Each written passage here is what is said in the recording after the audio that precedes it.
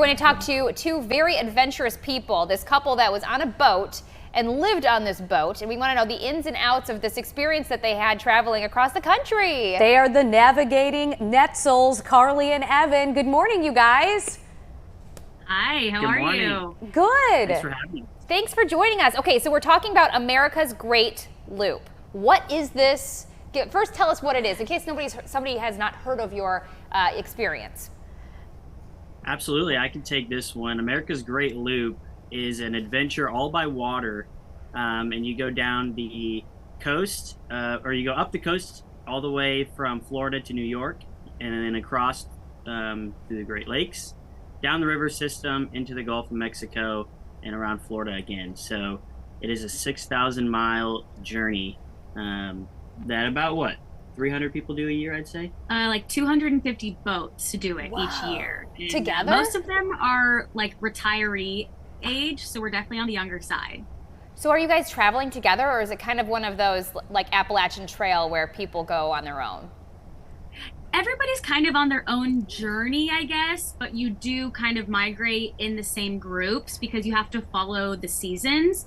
They say you spring up the coast, you summer across the Great Lakes, you fall down the Midwest rivers, and then you winter in Florida and the Bahamas. How fun is so you that? kind of have to stay in a time frame. I have so many questions for you guys because my number one question when I hear like the people do these great adventures is how do you afford it? So can you explain how you were able to cobble together what you had and go on this great adventure, and did you work while you were on it? Yeah, that's a great question. We definitely get it a lot being on the younger side. This is a retiree adventure most of the time. Mm-hmm. But Starlink has gave us the ability to do this while working. So we originally grew up in Iowa, not too far from you guys there in Chicago, and went to college. Both Karly and I have a 4-year bachelor's degree.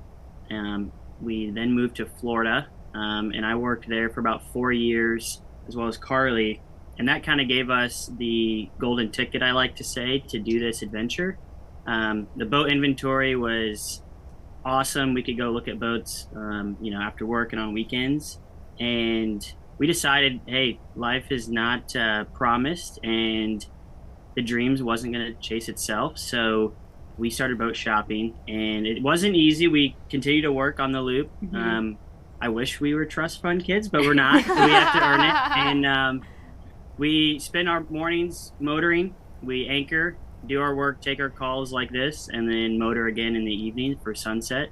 So it affords us time to, move along. But that's how we do it. Yep. So this seems terrifying to somebody who has very little experience on boats, let alone sailing. How did you guys learn how to do this? Did you have to do some crazy research? Are you scared? Tell us all the details. Yeah, so we grew up in eastern Iowa on the Mississippi River. So we both grew up boating, not necessarily to this extent, not living aboard full time. But once we bought our boat a full year before we set off. So that gave us a full year to kind of get comfortable with the boat, to learn its ins and outs and systems.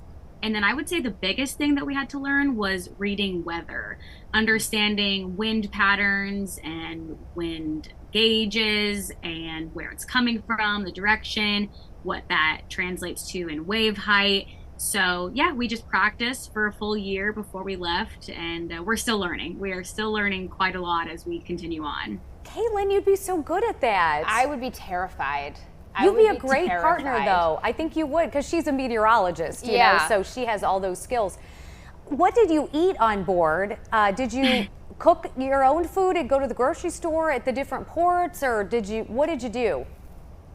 Yeah, groceries is fairly easy. The hardest part is getting packages, but Instacart delivers. We're never too far to where we can't take an electric scooter or an Uber to get groceries. So we definitely pack our backpacks full, and we cook on board quite a bit. We have a full kitchen, full burner, and we're making it happen. We eat out a lot too. There's been a lot of amazing restaurants that we've been to. Yes. Every small town, we have to go find a good local restaurant for sure.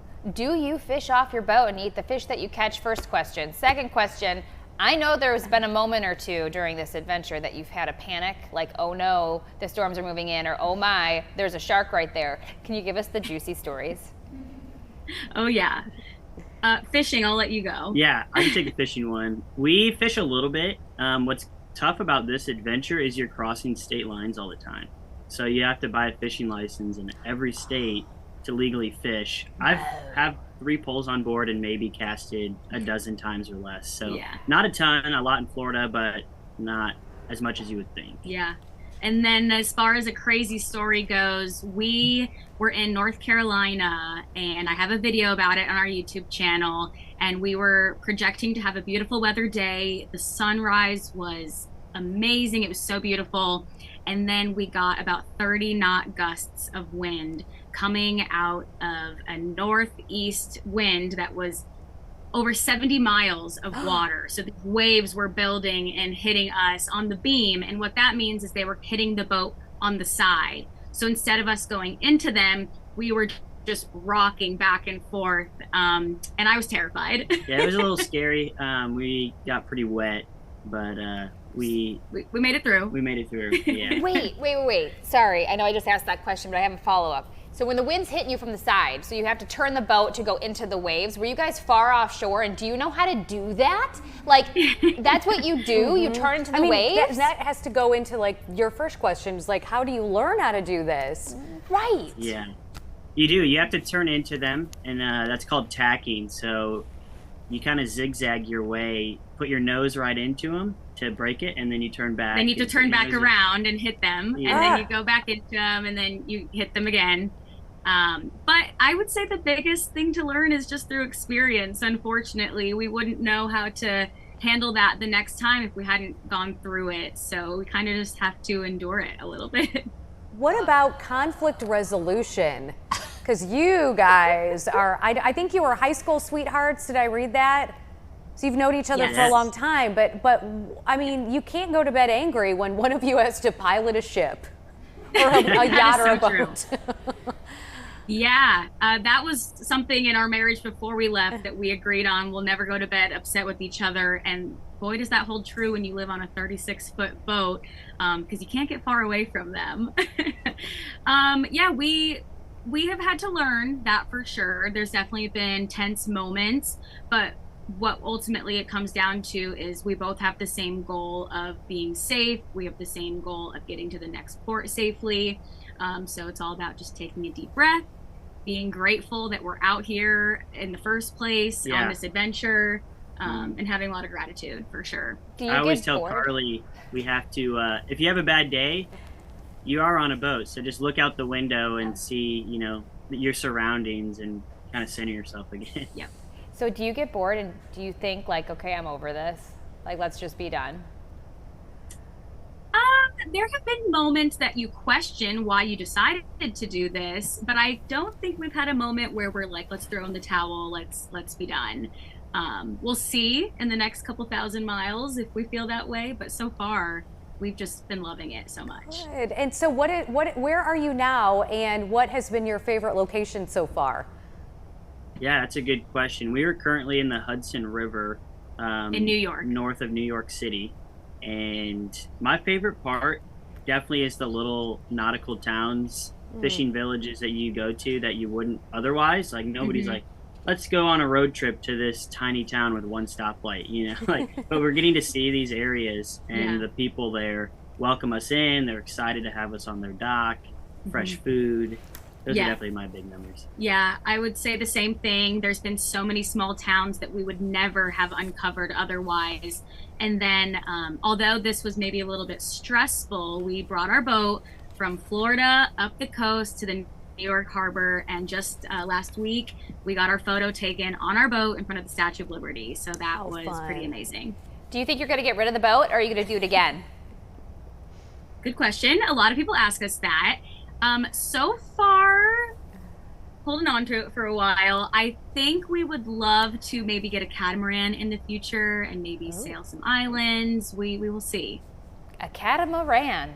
Yeah, I did hear the best day of a boater's life is the day they buy the boat and the day they sell the boat. But I'm glad that you guys are loving it. Yes. Thank you We're guys. still in the between phase. Well, thanks so much for joining us on Chicago Now. Again, fun. Karly and Evan Nietzel, they are the Navigating Nietzels. You can find them on Instagram and on YouTube. Best of luck, you guys. Thank you Thank so you so much for much. having us.